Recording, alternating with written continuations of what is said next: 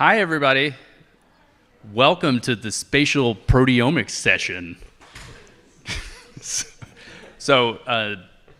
I'm Mike Angelo. I am Bernd Bodenmiller.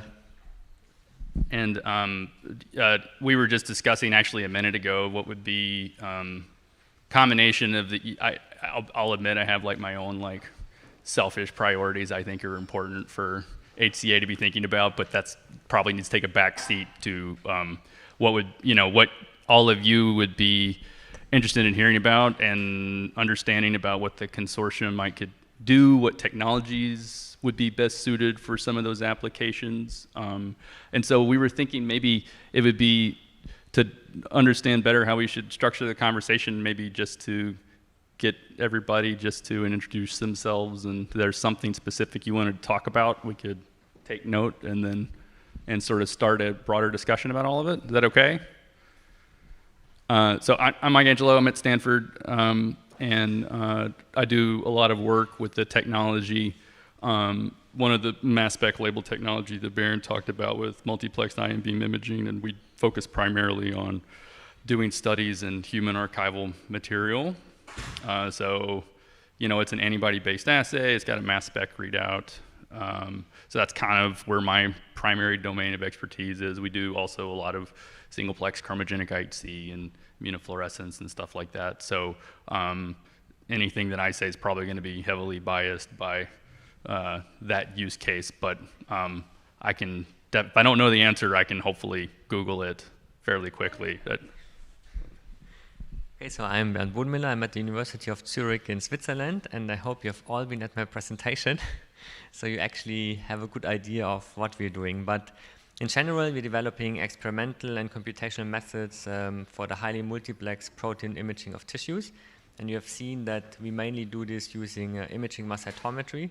We are now also using fluorescence-based techniques for whole slide analyses, and then couple that with imaging mass cytometry. And then we have a lot of interest in better understanding mechanisms of disease in cancer, and here specifically in breast cancer. So I can, okay, perhaps I. So my name is Peter Südbeck. I'm from Germany, representing the German Ministry of Research and Education. So actually having been a active researcher many years ago, I'm now a program manager in the field of health research. And the ministry is quite interested in this whole topic, but I'm currently observing this field to make plans about future funding decisions, which may or may not come. So thank you very much. Hi, my name is Ray Chen, and I was the last speaker. So my interest is in the retina, particular genetics disease of the human retina. This proteomics is new to me, so I'm here to learn here about it to see how can we use it.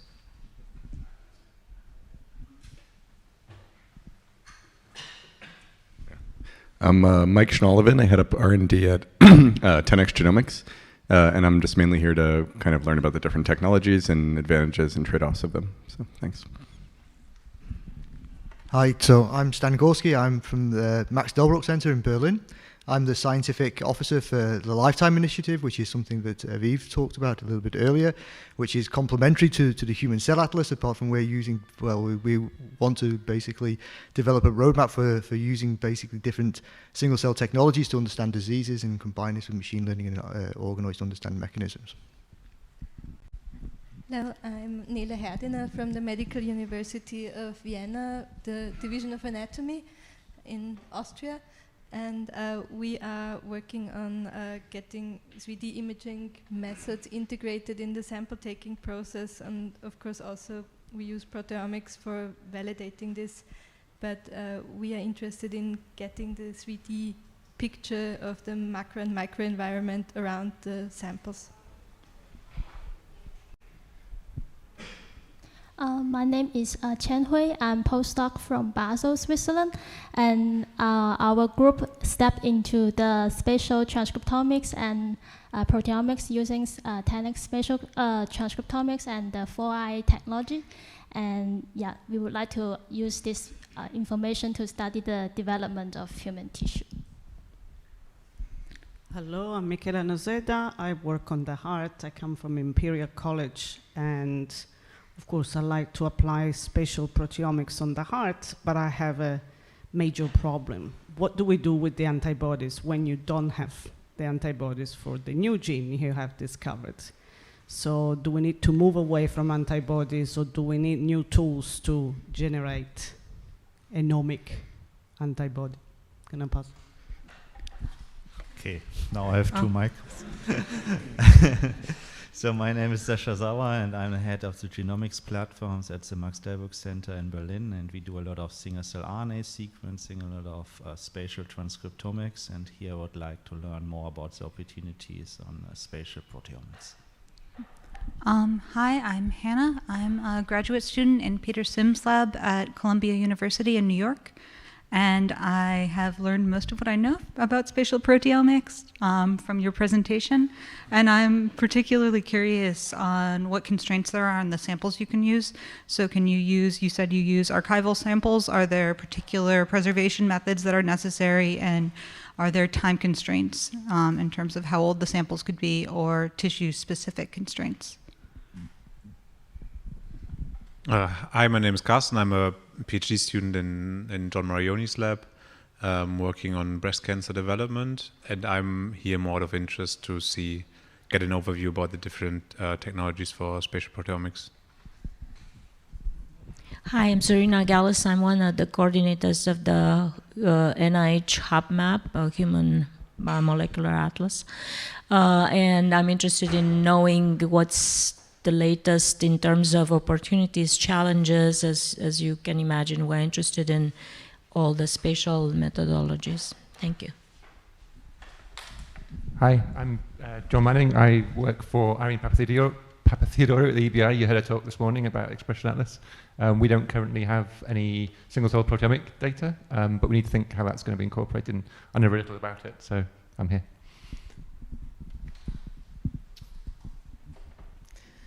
Hi, I'm Naomi Habib I have a lab at the Hebrew University in Israel. We're doing a lot of transcriptomic stuff, so I was really interested in hearing more about the proteomics side of the world. Anna Greca, Harvard, Broad, Brigham, and we're doing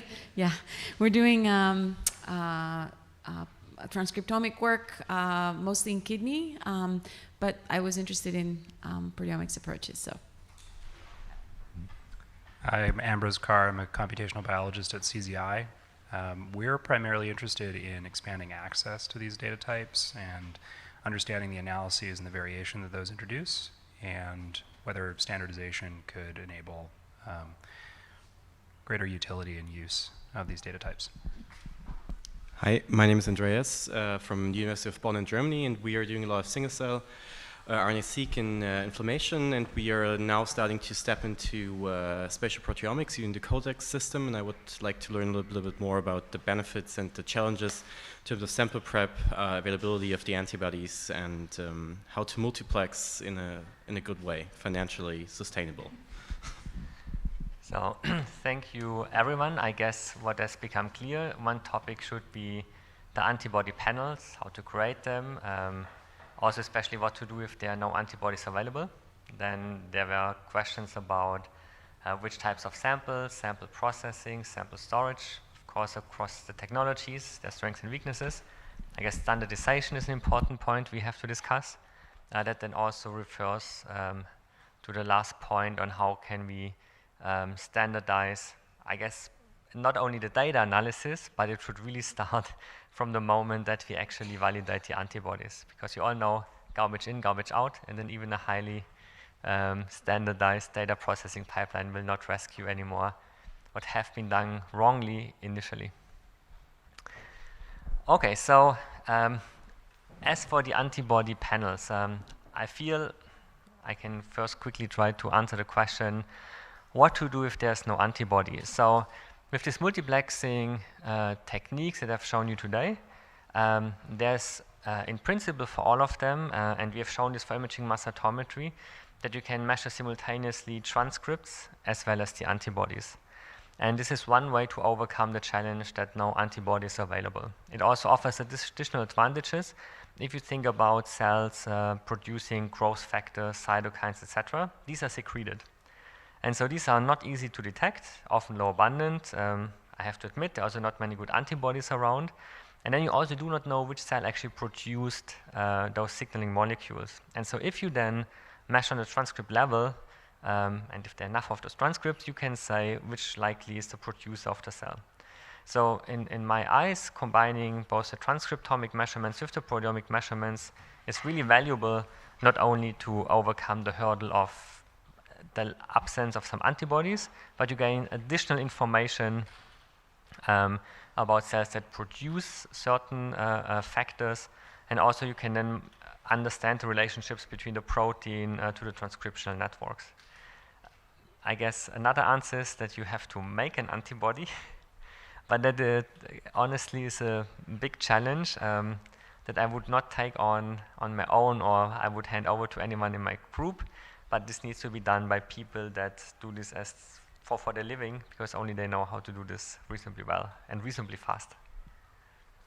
Yeah, I'd kind of second that, which is that, you know, this is something that comes up a lot, which is, you know, getting, so the thing I would say is that, now granted, it's easier to make a good Western blot antibody, but essentially about any protein you want to measure, if it's been in any way characterized, you can get a Western antibody for it at this point. And I would say that maybe another answer to it is as well is that, so the trade-offs obviously with the labeled assay is that you need an antibody. The upside is that it gives you a level of like single cell resolution, subcellular resolution, sensitivity, dynamic range that you really can't get any other way. So it's sort of, by any kind of unlabeled technique. So I think the question maybe is that for people that are good at antibody generation, and for companies that do this well, is that whether or not there should be some sort of like pipeline for HCA, whereas these targets are identified, there's partnerships with commercial vendors that could, obviously, it doesn't, if you want high quality reagents to come out, you don't want to give them 1,000 targets or something, but 100, 200, antibodies, some of them will end up being very difficult, but a lot of them, I think it's just no one's ever tried. So that could be one path, but the ISH path is definitely, especially for secreted proteins. I got one. So what do you think about the possibility to use nanobodies in all of these systems? Is there any, have you tried that, or is there any pros and cons to that from your view? So on our campus in Zurich, there's Andreas Blückthun, and he developed the DARPin technology. We tried those, and they work really nicely. We also tried Affimus, that also works. So the key aspect is, can you actually label, or how well can you label those nanobodies, etc.? And that's the only question, because in the end, if they have a high affinity to the target and high specificity, then nothing speaks against using them in the assays that we have presented. Much more, I feel it's an availability issue, because especially if you look at FFPE samples, there's a wealth of antibodies that have been developed to detect proteins in there. And then just for all of these newer type of affinity binders, so I shouldn't say new, but these different non-antibody types of affinity binders, just the availability and the selection you can, or the choice you have is extremely small. I think the other thing on nanobodies is, the two things that excite me about nanobodies are, one is that the domains are small enough that they can be overexpressed in bacteria, so you can generate a ton of it.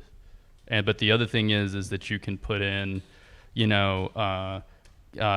peptide recognition sequences on the N-terminus so that you can site specifically incorporate a label at the exact same place every single time. So one of the things that you will find with any antibody approach is if you try to attach I mean, whether it's metal, fluorophore, or anything, there's kind of two predominant ways to do that. One is where you covalently link to any free primary aiming, and the other one is where you do a mild reduction of the antibody and you attach to reduced cysteine thiols.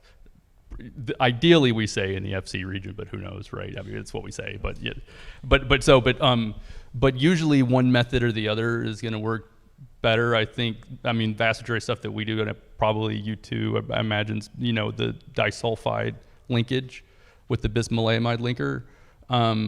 But it is something where affinities can change, the antibodies can go out. So I think that's the upside with antibodies, is like you can make a ton of it, and you can also get site-specific incorporation in the label. But you know, the thing is though, is I still, and maybe the data's out there now, it's just sort of since they're so small, since the binding pocket is so much smaller than like a regular rabbit, I wonder, it makes a ton of sense for therapeutics, because the bioavailability is a lot better, right? But in terms of for IHC, I wonder if they're going to be able, when they start trying to apply this to a lot of targets, if they're going to be able to get the affinities as high as rabbit monoclonals. But if they do, I'd be the first person in line to do it.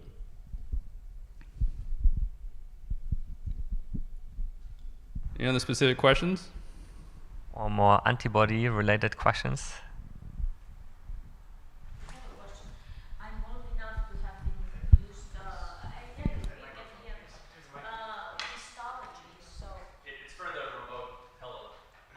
This is for the YouTube channel.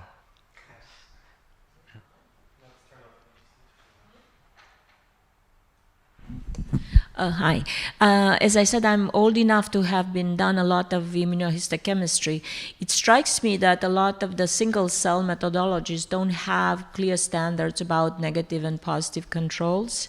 So especially when it comes to human tissue, I think with mice probably it's easier. You use knockouts, transgenic, so forth. How about human tissue and spatial proteomics? You want to start? Shall I start?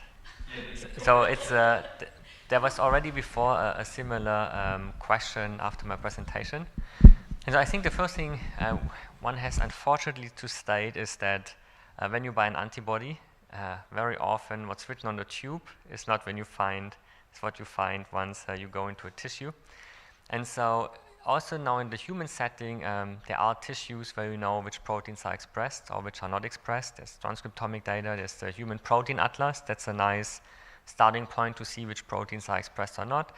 We also use, for example, cell lines, where we then know proteins are expressed or not, or we overexpress them, or you can silence them there as well. But it indeed is essential to have standards where you know that's what I mean. I mean, not what can you do on a case-by-case scenario, but are there specific standards? I remember I couldn't publish unless I had positive control, negative control, no primary antibody, no secondary, things like that, or overwhelm the antibody with, you know, your target and so forth. So I think there are many guidelines out there how to do this properly. There was also recently a publication in Nature Methods where different groups came together and agreed on certain workflows on how to validate an antibody. So I think it's clear what has to be done. The challenge rather is that it's not always done. And then also it's difficult if you talk about standard samples. If you go to a chemist, then they have the NIST samples where they audit, everyone uses the same standards. And with antibodies, it's much more difficult as everyone has a unique biological question requiring specific antibodies. And that in my lab then means that it can take a long time until a panel is ready to go, because you need to produce those samples, or you have to find the positive and negative controls, and so on and so forth. An advantage of the highly multiplexed imaging in our experience is that you can cross-validate antibodies. If you have a T cell that is CD3 positive, and then you know, well, CD4 should be on a CD3 positive T cell. If you see cells that have CD20 and CD3, then you know, well, one of the antibodies is probably doing something wrong. And so if you think now about 40 antibodies that you can use, and for many you already have an expectation what they should stain, that gives you a lot of information for validating these antibodies. But that's just one aspect, because even if you know an antibody works, then you need to make sure Do you titrate it correctly? If you talk about tissues like FFPE, there's a huge range of quality. How people fix the samples, how long they leave that in PFA, the ratio of the volume of the tissue to the PFA, all of this in the end will have an effect on the signal that you will get in your readouts. And that is actually a key aspect talking about standardization, that from the moment there's a tissue taken from a human, everything should be standardized. Or at the very least, it should be logged, what has been done to the tissue, so that later on you can go back and see, oh, do I get lower stain in this tissue for marker X because it was half a day at room temperature, while the others were immediately brought on ice. And so that's another part I think that many people do not see or do not think about, but it's equally important. Mm-hmm. Yeah, I would, of the two possibilities that Bernd said, I am more bullish that the realistic one that could possibly be implemented is the latter. So, I guess it depends on, I kind of view sample types in sort of two buckets. One is like where you're prospectively collecting tissue and you've got an exquisite amount of control, right? And then the other is where you're looking at archival specimens where they could be, they could have been collected under a multitude of scenarios and everything. And it's very informative if you ever get the opportunity to like just spend an afternoon, if they'll let you in. I don't know if they will or not, but in seeing how a surgical pathology service works, because you'll very quickly get an appreciation that like it's never going to be standardized. Like not in our lifetime, it won't be. And I think that anybody that is looking at this, thinking about how they need to triage different platforms, and so the tissue procurement and processing, I think it's a very low probability it'll ever be standardized. And the reason is that first you have the surgeon who's going to do what the surgeon wants to do, right? They're cutting out tumor or whatever, and then when they get to the margins, or they're going to select most of the time pieces that they send back to the path lab, right? So there's like one influencing confounder right there, right? And so sometimes they send back the whole tumor, but a lot of times they don't, right? So then that goes back, and then the pathology technician is going to look at it, and they're going to gross it in, which means they're going to take the tissue, they're going to write down and make a gross description of it, they're going to measure it, they're going to do all these things, and then they're going to cut tissue blocks based on where they think, by looking at it, they should sample, right? Now the thing is that may happen, within a couple hours when it comes into the path lab, or if the surgical resection happened at a time when the path suite wasn't staffed, it may wait a day or two, right? So it may sit in PFA that time. And so then those blocks go, and those go to a pathologist, and then for every one of those blocks, they're going to cut off a single section, and they're going to look at it on H&E, right? And that's kind of the traditional workflow. And then based on what they see in H&E, they're going to send off certain blocks to get IHC stains, to sort of subcategorize these tumors with different stains. And so you can see that like and all tumors are different sizes, surgical suites operate completely different, I'm not saying it's impossible. I'm just saying that like, considering the fact that we can't even, at least in the US, Europe's a lot better, but even in the US, we can't like seem to get everyone on the same, interoperability on EMR. Like the idea that we're going to like change, how surgeons interface with pathologists. What I think we can do is we can try to institute, there's only one case in surgical resections in the US that they're required to record ischemia time, and it's breast cancer, because the ischemia time has been shown to be very important for estrogen receptor staining and status and scoring status. And so I don't think there's any reason why there couldn't be a push to at least start recording, when things were initially resected, when they get fixed. And I think the next step in terms of like trying to, I think too, like true standardization, the way people kind of think about it with other assays, I think the only thing you can really do is you could have internal QC standards to essentially identify tissue that's been poorly preserved, so that that the staining is suspect. But in terms of like being able to, if standardization is supposed to mean that like an intensity of 80 always means that in that pixel there's this many copies of that protein there, I don't think that. I mean, there's groups in like David Rim's lab. I mean, they've been trying to do quantitative pathology at that level for like 15 years, and he'll be the first to tell you that it's a non-starter. So the real question is then, I think, is like the realistic thing is saying, how can we centralize like large amounts of well-characterized, well-preserved standards and then distribute them to different sites and let them run, you know, whatever markers they want to upload, let them run them on the well-characterized standards and then be required to submit it, right? And I think that's realistically the most practical, and it's essentially what College of American Pathology and all these other groups do, right? They do proficiency testing where they send out well-characterized tissue sections, and the path labs have to take those tissue sections and process them through their standard workflow and then report out a result like they normally would.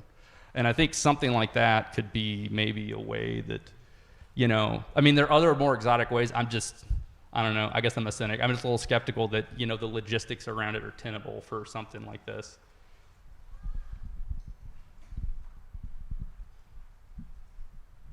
And I guess such a centralized repository would be amazing to have for pretty much everyone, but it will also require all the inputs from the whole community, because given a given tissue type, you have to identify which cell lines might be appropriate, because you also want to have a replenishable resource or resource of a standard you can generate that can be sent to thousands of people or tens of thousands of people. And just taking a piece of tissue is not the right standard. And so, for example, we are now in observational clinical trials, and we of course also use tissues as standards, but we also have developed mixes of antibody cell lines and PBMCs, different activation states, etc. Then we can make a gigantic amount, so we know for years we can take off sections. We know the markers are expressed that are relevant to us. And so whenever we do a new measurement series, we can validate our panel against those standards. We know what to expect. It validates the panel, the instrument, and so on and so forth. And then this also allows longitudinally to, for example, normalize your data. So there are really lots and lots of advantages of developing such standards. But also based on our experience, it's a lot of work to define those standards.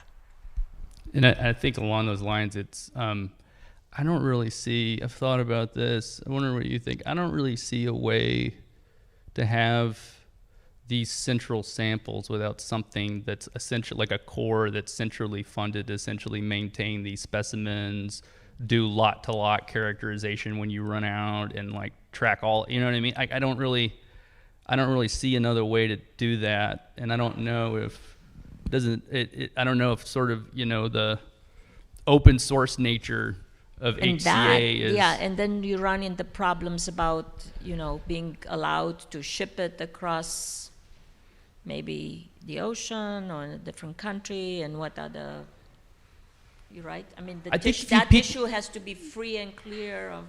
Well, I think you could pick standards that maybe there's certain like cell lines, PBMCs, a lot of that stuff I think might, well, I don't know, I might be talking out of turn here. I don't know if that is any better on MTAs and international shipments, but it's, I don't know how you're going to do it without it though, right? I don't know how you're going to do it without shipping human material around. I mean, also I'm not a legal person, but I think cell lines should be fine. I would be surprised if that's an issue. But I can only agree, in the end there should be something like the National Institute of Standards, where everything is done in a highly standardized way by professionals who know how to do this and how to do this over long time periods. Because obviously if you make a new standard, you have to make sure it matches the old one. And these are all things that also perhaps are not most exciting for a PhD student or postdoc. So I think it should be put into the hands of real professional people. And I think that's what's tough about this, is that it's really not an academic endeavor in the sense of like, you know, essentially what I would predict would happen, like let's say the NIH put out an RFA for this, you probably have a bunch of people submit to do it and then none of them would actually do it, right? They would go and do something else. Like it's sort of, you know, it's one of these things where I think like it really, there needs to be like serious consideration to saying, it could be a nonprofit, it could be a core facility centrally in Bethesda, or it could be or something, right? But that essentially, like, you know, you're going to hire career scientists to come in and do this and maintain this, and like everybody, and you know, they're getting hired in there. And there's people, I mean, I'm a pathologist, I love this stuff, right? But you know, it's like most people don't want to stay QC antibodies all day, I guess. And ultimately, I think it would save the funding agencies an incredible amount of money, because if people have the right tools to validate their antibodies, companies get, perhaps some of them at least, get better tools to validate their antibodies. A lot of useless spending on antibodies that actually do not do what they're supposed to do would result in a lot of saved resources. That's a really good point. I mean, you could see to where like you could extend this beyond just tissue imaging standards. You could, and essentially the NIH thing could say, if you have an NIH grant, any published paper you submit where you're using these types of reagents, you have to show that you ordered our internal QC standards and ran them and right? Be careful what you wish for. Oh, I welcome it. I would love that. That would be great. Yeah. Would be so useful. Well, some of you know that it's actually hard for the NIH to impose some of these things. I mean, people are reluctant to abide by specific things. Although we ask now this rigor and reproducibility, you have to actually talk about how you're going to validate all your reagents. Which is, I mean, essential good, and right? Key, and has to be like that. I mean, and I would say it's like, you know, they could go as far, they wouldn't even say, simply saying that people have to do it and submit it with the publication. Not even saying that it has to meet, you know, because at least then when someone reads the article, it'll be there and they can look at it and decide for themselves, right? And I honestly think that's probably good enough, right? It's, you know, because I think you're right. If you start saying start setting like these really strict criteria, that's really hard to do. But if you just say that, you know, we have these top 100 targets that are extremely well characterized, we've got standards that are internally sourced and maintained, and if you're going to publish with these, you need to like show that you have processed these standards and give the data. I think that's reasonable. I don't know.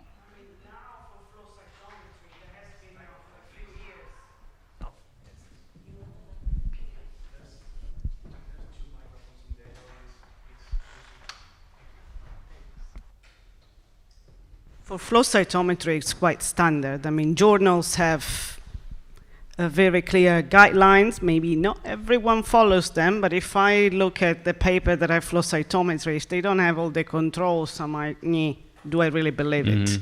So I think it's the whole community needs to start and consider this and apply it to everything you do with Western blots or flow cytometry, anything to do with antibodies. Even the Western blots now, you need to show in the supplementary the whole Western. You can't just show the little strip. So all of these things. So I'd be curious to hear from people, because it sounds like there's a lot of people from the intros that are kind of tipping their toes in tissue staining, kind of, right? That maybe haven't, you know, done it for many years or whatever. And I think Bernd would be the first to agree that there's like, it's amazing because I feel like with antibody staining on tissue, it's one of the things that everyone assumes that they can do, but like there's a lot to sort of the QC and the standard and picking tissue types and all this kind of stuff that's really kind of almost, I feel like, a lost art. And that, you know, it's sort of been relegated to pathology, but isn't necessarily routinely taught in a lot of grad courses and all that kind of, and I guess one of the questions I would have is that, do you feel that way? Do you feel like that you have the resources where you are to learn how to do these assays? And if you don't, what do you think would be useful to have to feel like, or do you even know what you need? Like, do you feel like you even have like the list of the stuff that you need to learn about and become proficient in? I mean, I think I agree with you. You just go for a simple immunofluorescence and a collaborator, you speak to the student and they never heard of an isotype. And you go like, what do you mean? Isotype, where's your isotype control? And they respond, what is an isotype control? I mean, that's serious in my opinion, but it's so widespread. And what do you need? You need to teach it at undergraduate level, and I think it's a basic thing that I agree with you can be lost, and it's important that we bring it up. So I think there's a couple of things I want to add. So even if people really know how to process tissues and to stain them, then again the issue is the antibodies and under which conditions they actually stay in the tissue well, because you have a different acidity of the buffer. For some you need to do the retrieval at a certain temperature, or higher, lower, longer. I mean, it's really variable, and that, I mean, again, you will agree, it's really difficult then to find 40 antibodies that under one condition work well. And here again, I think the Human Cell Atlas or HubMap would have a huge chance to establish standards against which all of the antibodies are developed. And that would then really facilitate greatly making these highly multiplexed antibodies, or the reproducibility would be greatly improved, and so on and so forth. And I truly think there's a big absence of standards around antibodies in the regards on how they should perform under which conditions and again which standards, which led to a certain type of Wild West situation where it's a lot of chaos and really just complicates the life of us researchers a lot. There is a question from live from the audience. I can just read it out. Is Giorgio, he's saying, for HCA, whole slide imaging is crucial. Think of lymph node marginal sinus. Could someone in the audience comment on capability for A, whole section, B, multiple samples like dozens to hundreds?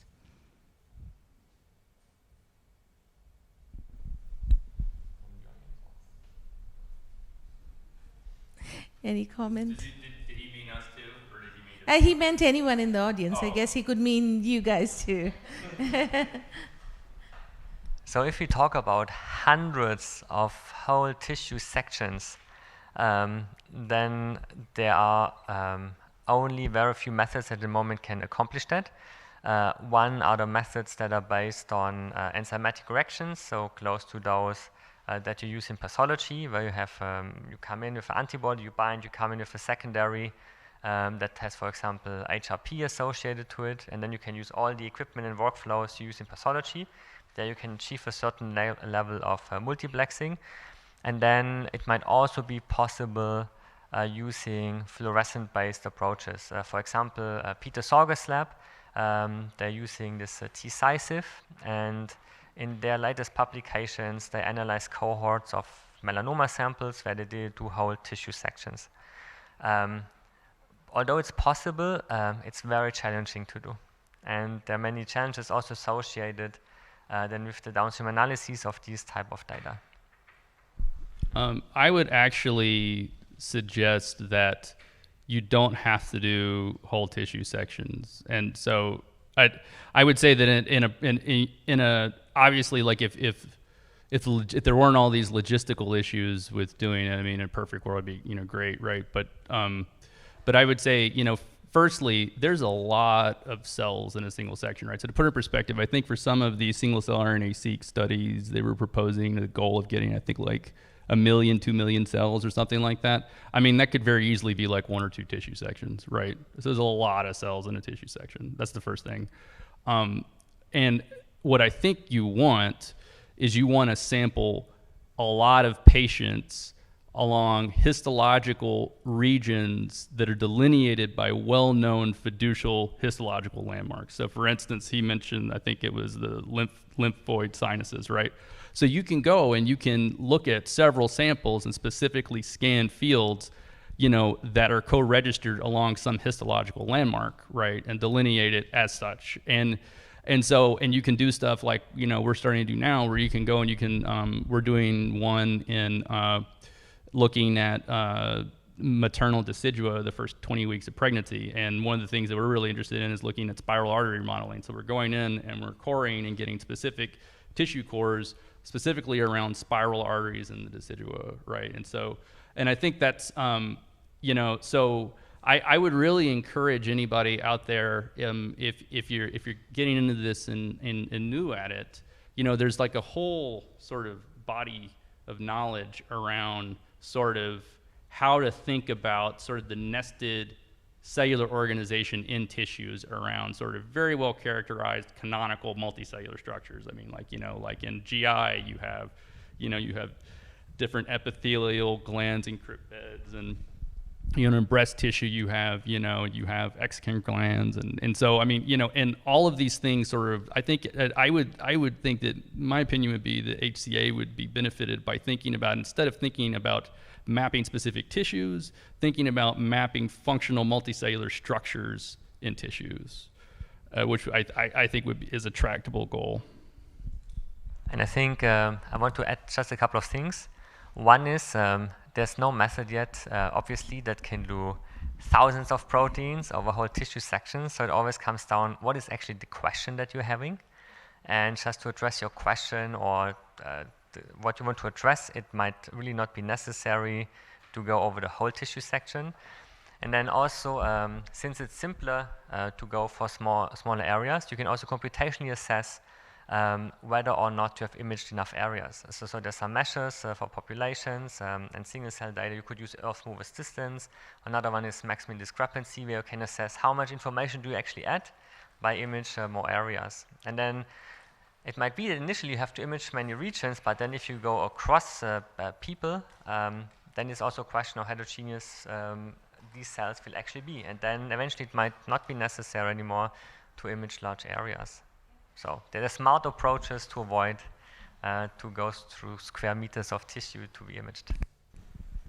So following your answers, depending on the question, the number of genes to measure vary a lot. So so for the human cell atlas, if one want to construct the spatial map for comprehensive spatial map, how many genes do one need?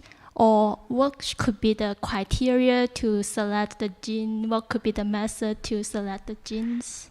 So I guess we're all hoping that the spatial transcriptomic and the single cell transcriptomic analysis will answer this question, because proteomics.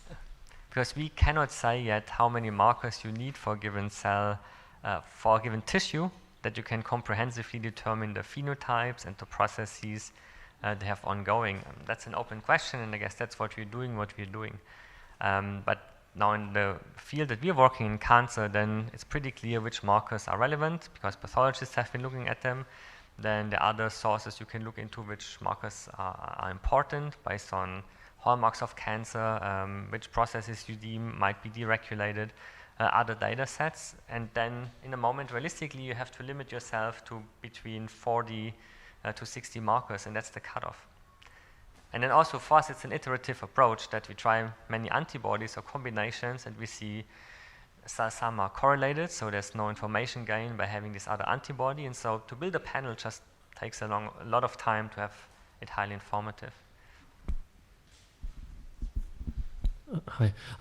So, I mean, I'm going to take it the other viewpoint from here, where I know it's limited right now to 40 or 50 antibodies, but I think it's important to realize that if the technology can progress to the point where you're doing many more, because we have done 200 antibodies for CiteSeq, and the advantage to that is as you become more and more unbiased, there's more chance for discovery, right? So just as much as it was for genomics, making these new discoveries, I think eventually it could come to the same point with the proteomics in the spatial space.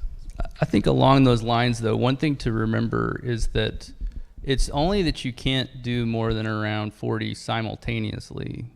You can do serial sections and do entirely other panels, right? And we've done that kind of stuff before too.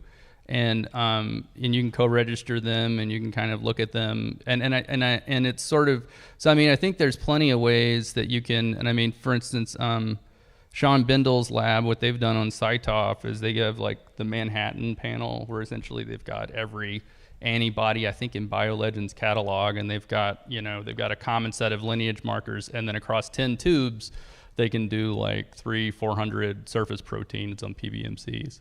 And so I think there's also, but honestly though, I think for these assays, to me, what I would really love to see is to be thinking in terms of not trying to measure everything with these assays, because it's like, if you're gonna do that, then like, why are we doing I mean, it's sort of like they're already trying to be whole and unbiased with the transcriptomic approaches, right? And to me, what makes the most sense is you use that data to focus on a subset of proteins to describe the diversity and to spatially localize where all these features are in the tissue, right? I mean, it's sort of, I mean, I don't know. I mean, I'm sure there's still going to be things that are going to be present at the translational level that aren't present at the transcriptomic level.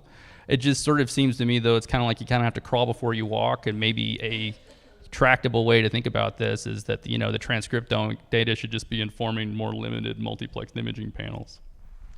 And I think we also shouldn't forget that there are already huge data sets out there that inform us on which proteins are expressed in which tissue and which cells, like what Matthias Uhlin did with the Human Protein Atlas, I think is an amazing resource. He also looked at the transcriptomes and so on and so forth. So just throwing this away, I don't think we should do, but we should really harness this to then make all our lives easier in doing the spatial analysis. I agree. We use the Protein Atlas, like, I think every day. It's a fantastic resource, and they've got a ton. Granted, it's not single-cell transcriptomic data, but they've got tons of tissue-specific transcriptomic data in there. I think it's super valuable, and there have been times when we've gone in and just looking at the bulk transcriptomic data, we've gone and we've seen things, we've gotten antibodies and seen things on IHC. So I mean, it's I think that is a great resource, and I think that's the other thing too, is to try to think cleverly about how, not just with single-cell RNA-seq, but that, how do we use bulk transcriptomic databases that are out there for what we can, and how does all this synergize together rather than how do we run everything in parallel to measure everything, right? Because it's because if we're going to do that, then like, why not just do it with, I don't know, because it's sort of, there's stuff you can get with spatial technologies that's very difficult to get with disaggregated techniques, and there's things that you can get with disaggregated single cell techniques that are extremely difficult to get with intact tissue and in spatial technologies. And I think it would really behoove the consortium to think about how those two things can sort of complement one another, rather than trying to just repeat the work of one another, and how they can both be used to validate each other. Just saying, there's another online question on tissue fixation for spatial proteomics. So outside formalin, what's a good method? Outside of formalin? Yeah. So good question. So we mainly use FFPE sections simply because the biobanks are filled with those samples, and they have been stored long term and have associated data to them. So we tried a few other methods in our group. And the result, although then this manuscript stated that much better antigenicity, staining much better, but what we really found across our panels is that some antibodies work better, some work less well. So we haven't found anything yet that was truly better across all of the antibodies. Also, when we do the simultaneous transcript and protein imaging, we use a slightly different protocol. We have to use a protease step. And also here, some antibodies work better, some don't work at all anymore, others are just fine. So in the moment, I feel with this different method, and I'm sure you also tried some of these approaches, I just haven't seen anything that's really better. And so we stick to formalin.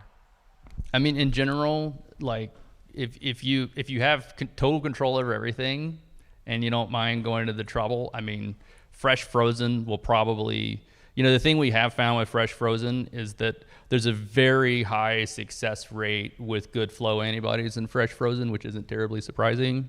And so we've actually seen this because there's a couple grad students in the lab that are doing things in mouse systems, and we really hadn't done a whole lot of mouse before, and which surprised everybody, but so we're looking at, and I was like, oh God, we gotta validate all these mouse reagents.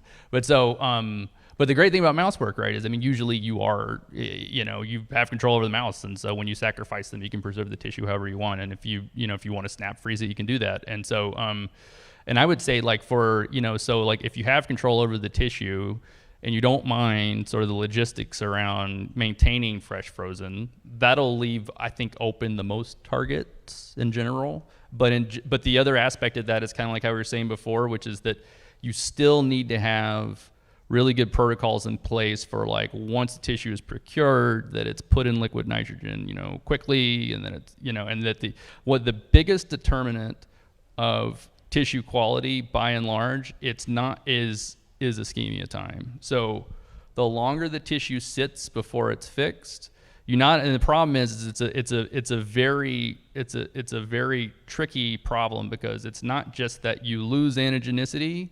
It's that when the tissue sits and it's ischemic, depending on the size of the tissue, you're going to get essentially, as the oxygen tension drops, you're going to get upregulation of things that weren't upregulated before, because now it's hypoxic, right? So it's not just like you lose things; you also gain things that weren't there before too. So, so it's kind of really important, right? And this is why, whenever we get into formalin fixed paraffin embedded tissue, I get really worried anytime people in my lab want to look at a bunch of phosphoepitopes that we don't know a lot about, because I'm kind of like, oh boy, because it's kind of like, it's like post-translational modifications. It's like nature likes them because they're transient, right? So it's like that's what they're for. So it's kind of, it gives me the heebie-jeebies if I don't know exactly how the tissue's been procured, because I think we're gonna stumble onto something that's a beautiful artifact. But so it's but I think if you're not doing frozen, I don't really know of much that's kind of like Bernd was saying, that's dramatically different from FFPE. I mean, there's some people that played around. That is true. That's correct. That is true. Also, the other thing is, if you stick to FFPE, you are somewhat comparable to all of the tissues that have been fixed with FFPE. Now, if you come with something completely different, that might not be much better to justify that, then you also have a problem of comparability. And then there's so many other factors that you have to tweak that I feel have a much bigger influence on the outcome of your measurements than having a different fixative. For example, for some of the markers, you always need freshly cut tissue. And then you get a good stain. A few days later, you lose that stain. Or also how you store your cut sections has a big influence.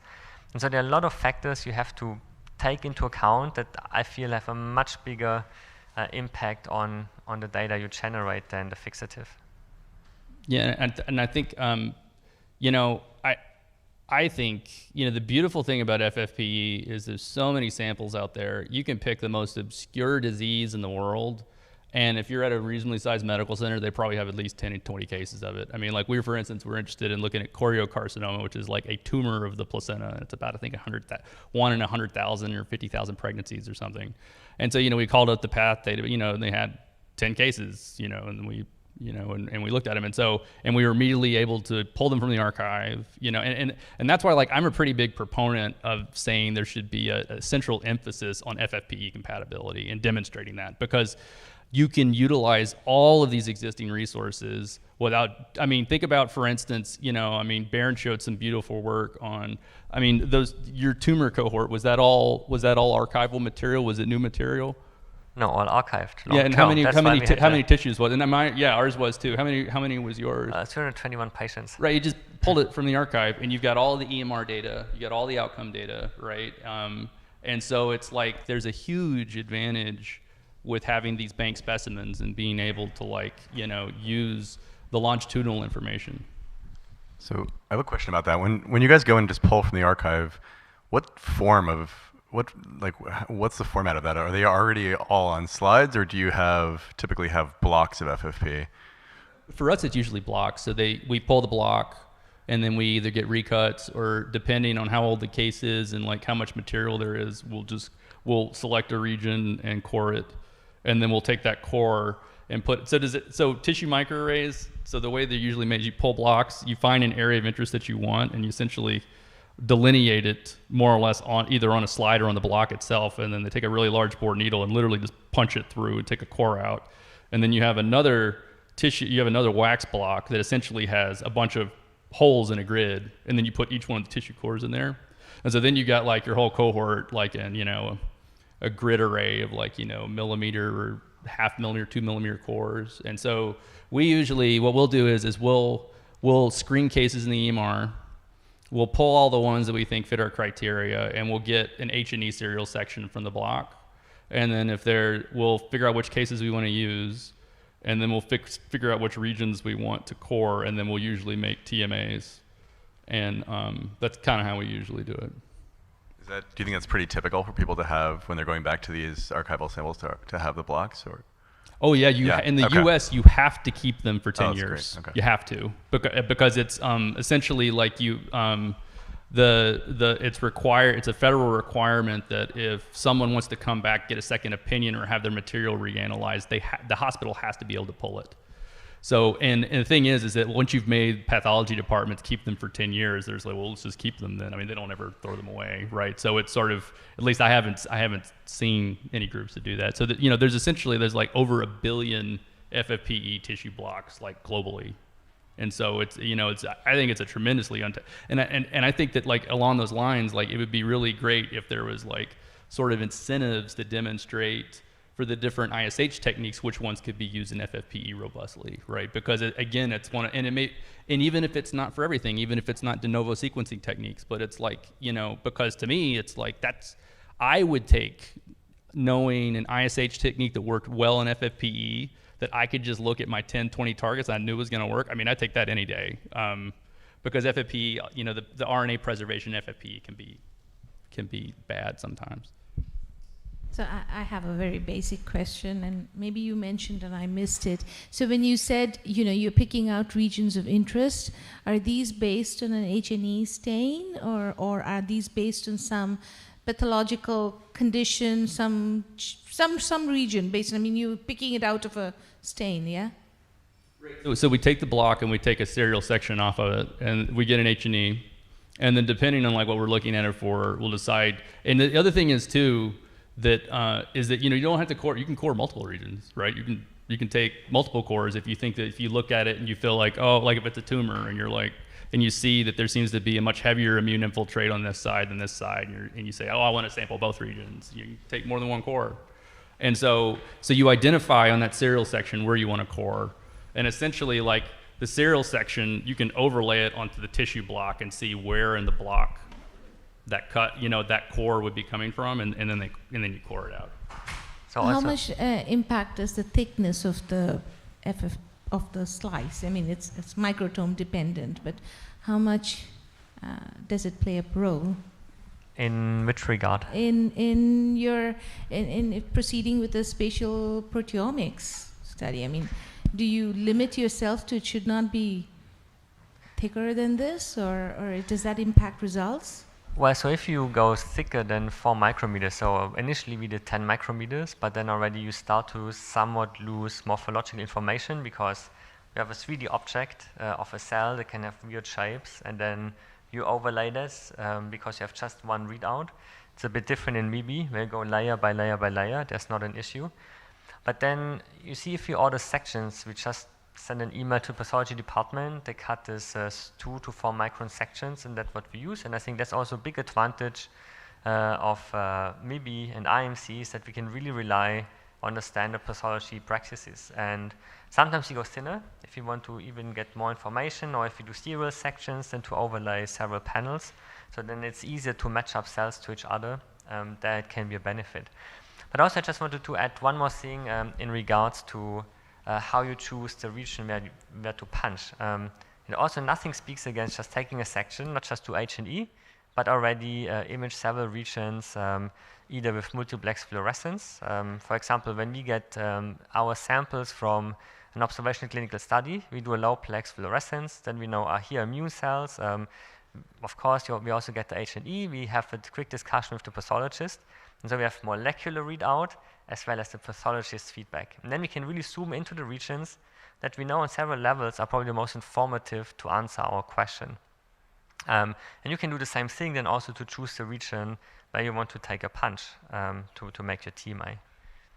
And that's just to add on that it's not just by the pathologist, of course extremely experienced, but if you want to have a certain cell type that might be a bit rarer and has a certain marker you really want to measure, then one way to go is just to do low-plex fluorescence, very quick slide scanner, and then you know these are the regions where you have to go for. So, so just now you mentioned it would be cool to measure both RNA and protein at the same time. So is there any established method to measure both the transcriptome and spatial transcriptome and proteome at the same slide? Is there any method to do that? So we published a paper on that in last year. where we showed that we measure 3 transcripts together with the rest of the panel filled with antibodies. And by now we can do 12 transcripts, and then you fill it up until you have 40 markers. And that's one way to do a low-plex transcript measurement together with the antibodies. But nothing speaks against to use the same approach for MIBI or also for other multiplexed imaging techniques. I think the challenge with that, it's really not the method for reading it out. It's getting the underlying assay to be cross-compatible. That's the trick. And so, because as Bernd alluded to before, I think you said you protease treat the ones that you're doing the dual assay on, and that works okay for some epitopes, for others it doesn't. And then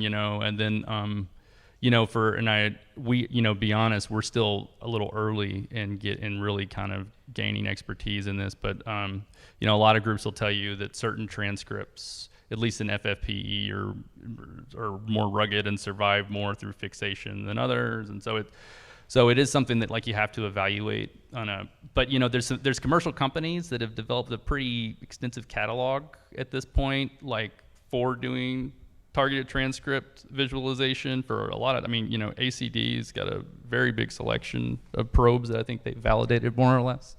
Would you agree with that? I don't know. We haven't done a ton of stuff with it. No, so our assay is based on ACD's probes, and they're very reliable and well validated.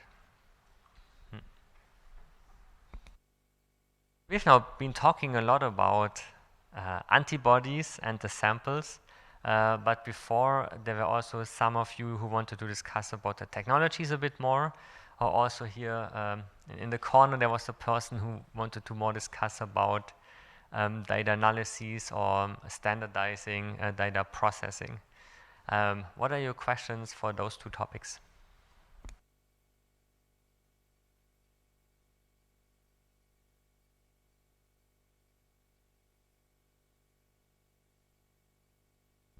Okay, thanks. I wanted to know how heavy is actually the computational analysis? Does it require heavy computer clusters or anything like that? No, because it's pretty. It's a lot of data, right? It's nothing compared to the ISH data load I've heard from people. How did you say that the ones that they're doing for Murphy? I heard the file sizes, and because there's not a fixed platform for identifying the spots, so people are still working a lot in the raw data. So isn't that right? We had hundreds of terabytes. Yeah. So, our data ours on the extracted data aren't near that large. We've got so a field of view that's a 30, 35 plex multi-layer TIFF ends up being 50, 60 megabytes or something like that. It's not big. So the scalability and hardware needed to do the low level stuff like denoising, all that kind of stuff, even segmentation at this point, I don't think is that big of a deal.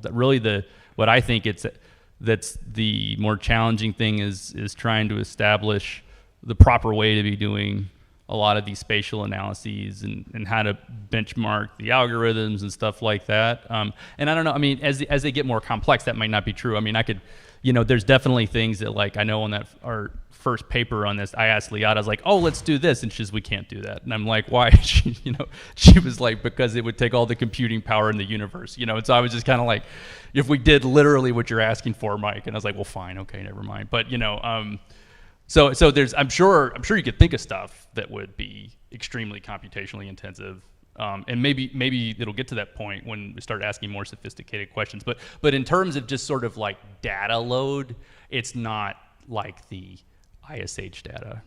So some parameters maybe that'd be useful to think about. Your data is primarily 2-dimensional, right?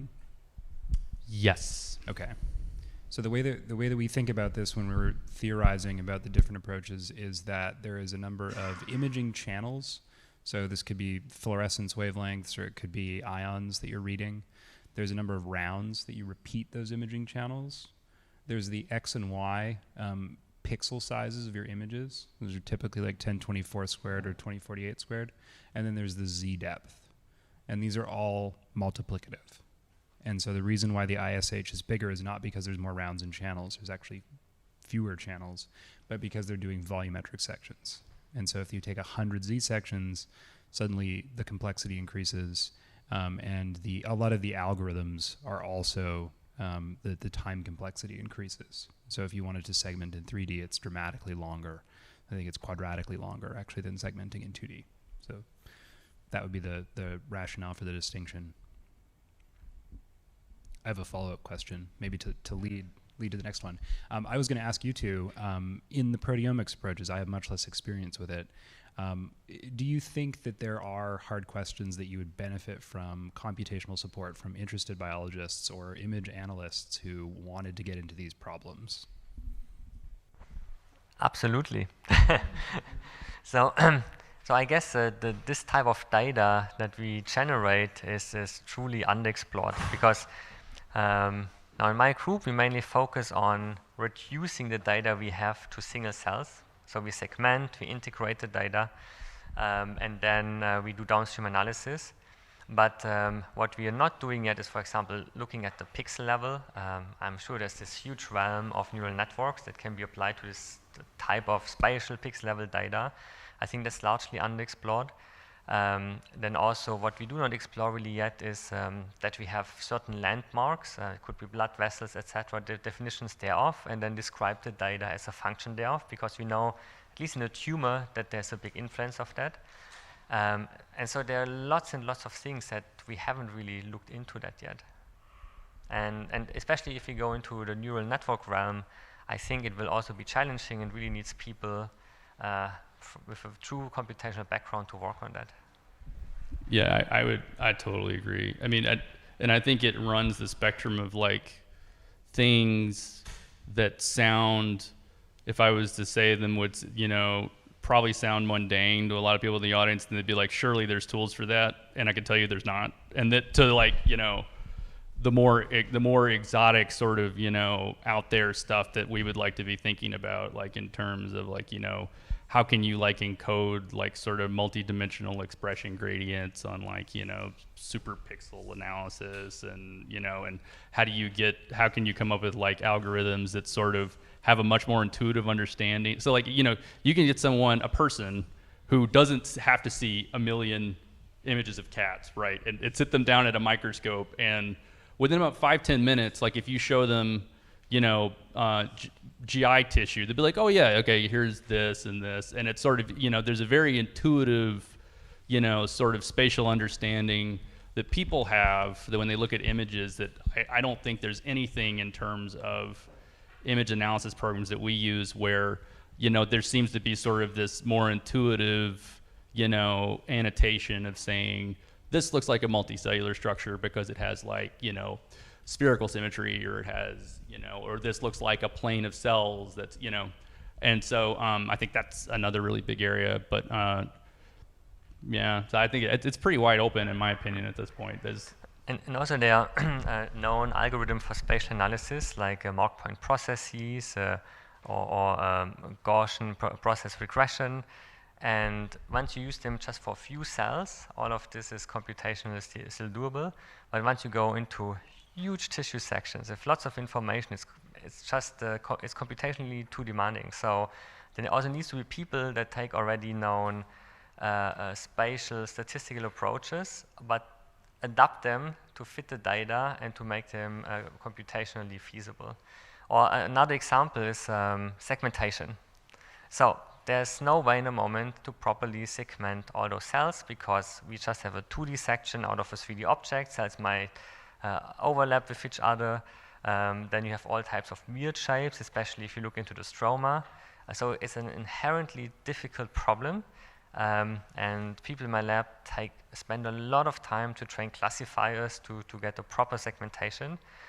But I do believe that one can do this better, especially once we accrue more and more information about the marker cells express. And then you could use this information to actually help the segmentation in the tissue. But just in the moment, it's very challenging. Or there might be also ways to correct and to detect whether a marker should be more in one cell than the other one. And then you might correct for that as well. So, I mean, we have many ideas, but then just to implement is actually not an easy thing to do. So, as those driving the data generation and kind of as the gatekeepers of that, if you wanted to encourage people to work on those, what would be the things you'd need? What kind of support would you need to build that community and foster that type of development? I think the most productive way for such interactions is always to have such a person in the lab. Because this person needs to really understand the data, and he or she will only understand the data sitting next to the people producing the data that then can explain, oh, that's the problem, I don't see this, or why is this happening? So I think that's the most productive way to interact, at least initially, until this person truly understands the data and problems. But there needs to be a certain embedding for a while to do this in a productive way. Pardon me? It doesn't scale, though, right? But I think that's the thing, is there's been a fixation on scaling without first building out a brain trust of people that are primarily computational that also understand tissue. Because the thing that I'm finding is that like there's people that are amazing computationally, but they don't want to be bothered with like spending a few months understanding, like, for instance, I'll give you an example. Someone that was visiting my lab, I didn't know it, they were slogging away for like a month and a half trying to figure out a way to cluster out these 3 weird regions in a cohort. And I walked over and looked at the data with them for 2 seconds, and I was like, that's necrosis, just ignore it, right? So it's, you know, there's stuff like that comes up all the time that it's like, it doesn't take that much time, right? I mean, but it is one of these things where, because this is a new area, there needs to be some amount of exposure to kind of understand, you know, some of this. And it's kind of like, and you know, and after that person who'd never done any tissue staining before, after they'd spent about 4 or 5 months in the lab, I mean, they could look at chromogenic IHC stains, and they're like, oh, I see, you know, and we're doing a really reasonably good job of it. I mean, it doesn't take that long, you know, to be honest. It's just that there's, but I think like until like you see those, you understand like how performance here can manifest as artifact or not on this side. It's sort of, I've seen many instances of computational groups chasing their tail for months and months and months, that if like they just been in a lab, someone would have been like, the antibody precipitated, and then they would have moved on, right? I mean, or whatever. And I think that I think that kind of knowledge is, you know, really invaluable at this early stage when you're trying to sort of establish these groups of computational experts that are going to be driving this stuff. So maybe high quality tutorials, good exemplar data sets, ways to demonstrate problem points. It's I really don't think. So I mean, just looking into my lab, people that can work both computationally and experimentally, they can be very fast, or we often have these dream teams of a computational and an experimental person working together on a problem. And it just leads to these really quick iterative cycles. You could call it rapid prototyping to see if something works or not. Because what one must not forget, if there's a person with a pure computational background, all types of data looks the same. It's just data, and then there is certain types of machine learning approaches, and you apply that to that.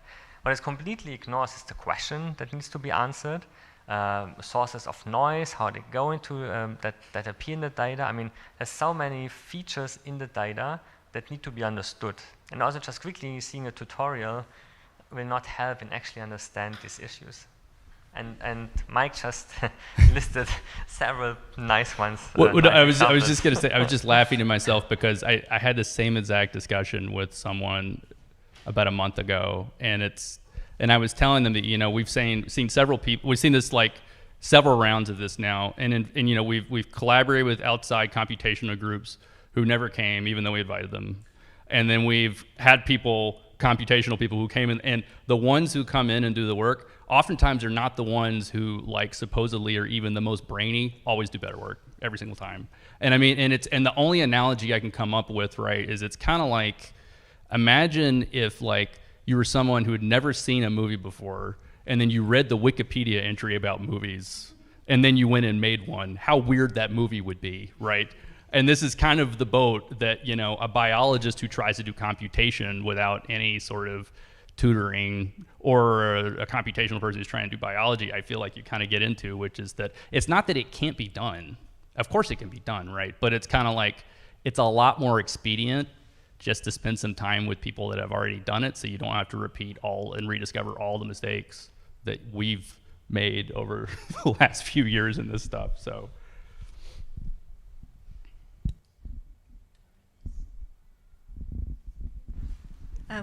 Before you asked about the 3D component of this, and you also said you were looking at histological landmarks to trace cells and structures, but I think that 3D is a very important component if you look at cell-cell interactions and differences in tissues and in the same cell types.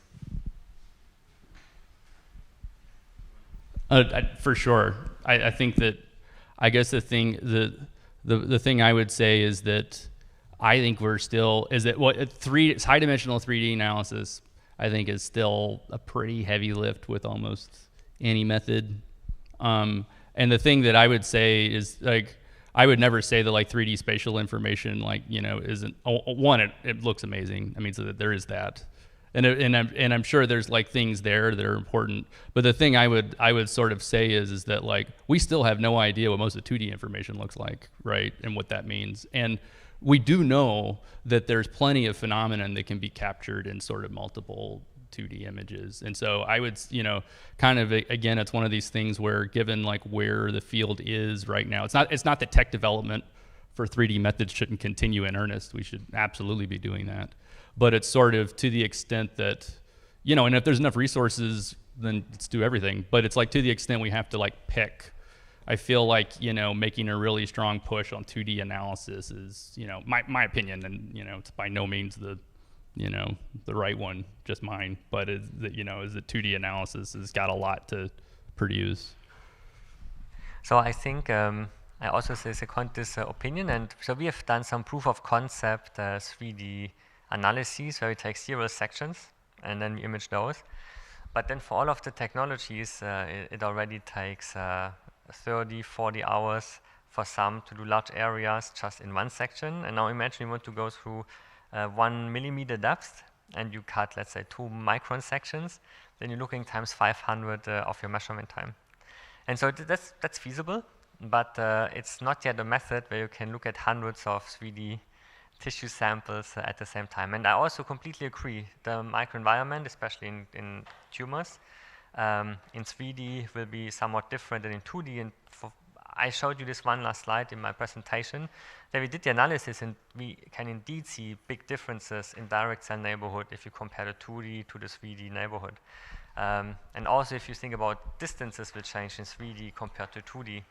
As you might just miss a vessel that is below your cell that was not in the 2D cut. So eventually it needs to go there, but in the moment it's just incredibly challenging to do this in a more routine manner. I don't think... So let me ask you, because I've asked people, because do you think that if you have enough 2D imaging of a tumor, that you should be able to infer 3D interactions, right? I mean, it's...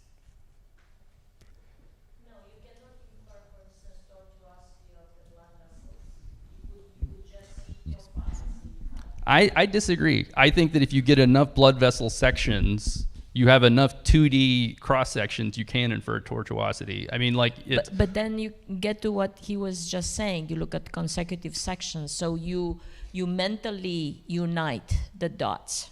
No, I think if you have a big enough 2D section, because I guess what I mean is that, like, vessel tortuosity is a property of that you see of a vessel population, right? I mean, no one talks about vessel tortuosity as just being like one vessel, right? So it's sort of like tumors will have some sort of aberrant angiogenesis that's, you know, excessive branching, tortuosity, and stuff like that you cannot really see in a few 2D slides, but you would see in 3D. I bet you there's a machine. I bet you there's a machine learning algorithm that could figure it out. So yeah.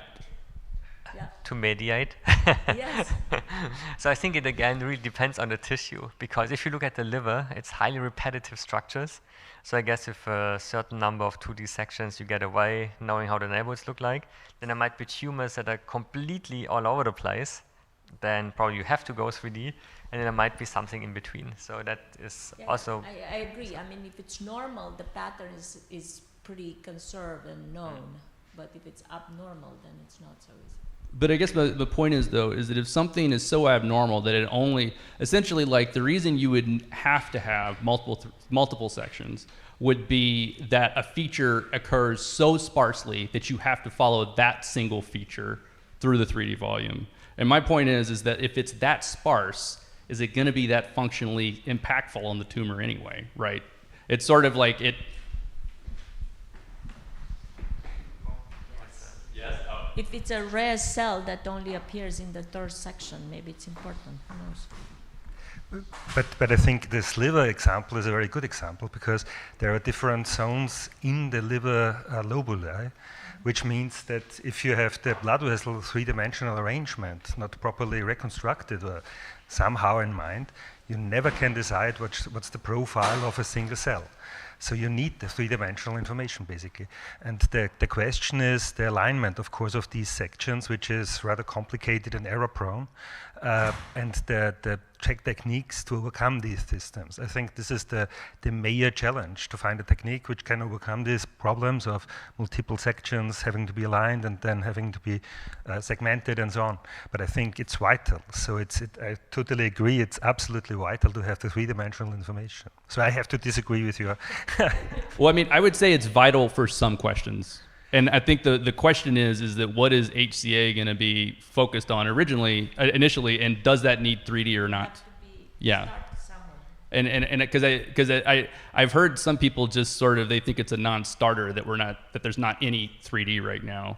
And I guess what I'm saying is it's not that there shouldn't be 3D eventually, right? It's that, there's got to be enough effort, enough data out there to build a nucleating thing around. The other argument is that medical imaging is 3D. So if you want to eventually connect to that, then you have to. Right?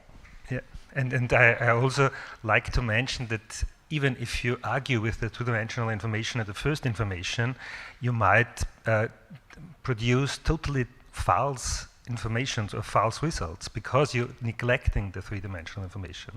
Because if you are looking for a cell and you're finding a cell which is three-dimensionally closer to a blood vessel than in the two-dimensional situation, then you will misinterpret the information you're receiving from this cell. Maybe. Not so that's... I think we're talking... Just to there's add two one more... questions. Go ahead. No, just to add one more level of complication. There is one online question that I would like to ask. It's a comment on, could you comment on drug development, on impact on or spatial proteomics impact on drug development? Perhaps right after? Yeah. I could stand here for hours and talk about that. Well, I believe it will greatly facilitate drug development. Well, I can comment something. I could say that, by using spatial proteomics, you can actually see if the mutations that are seen in GWAS or something are expressed in a certain tissue, not in another, try to target the drugs to the specific tissue. You can also visualize where the drug is actually going, if you have means to detect it. I mean, if it's an antibody, the drug, then you can visualize it, you can see to which cell it binds, the effects it has on the cells, it has on the neighborhoods, etc., etc.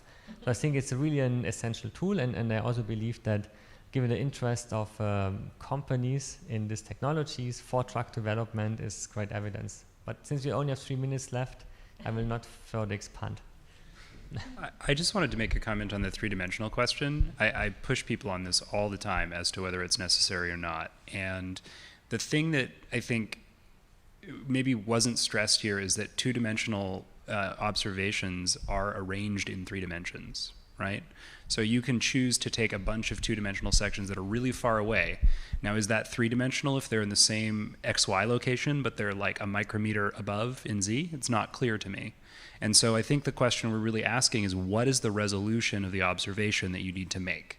Because you may actually have too small of a resolution to identify the blood vessel that's still innervating the tissue, but is just off the slice by a micrometer. And so there is rapid variation between. So depending on how far you take the sections, you can have rapid changes actually, and you infer that nothing changed, but actually things change in between. So it depends what features you are looking at. Yeah, absolutely. So just to say, everything needs to be grounded in the question to understand what you're asking. Yeah. So there's only 2 minutes left in a few seconds. So just to give you some food for thought, now we're talking about 2D and 3D, but we completely forget about the fourth dimension, that's time. Yes. Because a tumor yesterday will have a different shape and composition, etc., and we'll have tomorrow. So please all start to think about how to do highly multiplexed imaging in 3D, time resolved. Are there any more questions? Just the last comment, if I may on this. Unfortunately, it's again the three-dimensional stuff. But the comment is, this is exactly the thing where three-dimensional multimodal imaging comes in. So you don't rely on a single technique, but on multimodal or on data captured with multimodal techniques, and then just combine those. This is a major technical challenge, of course, but I think this is also a very important thing. And then you overcome these problems with these thicknesses. So that's the... Sorry.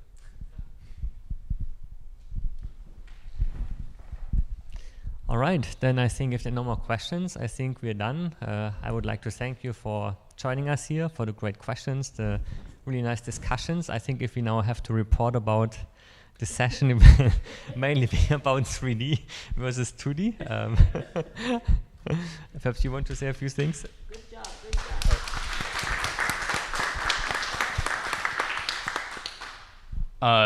No, I think you covered it. A lot of fun. Thank you guys for coming to the session. We'll argue about this afterwards. We'll duke it out.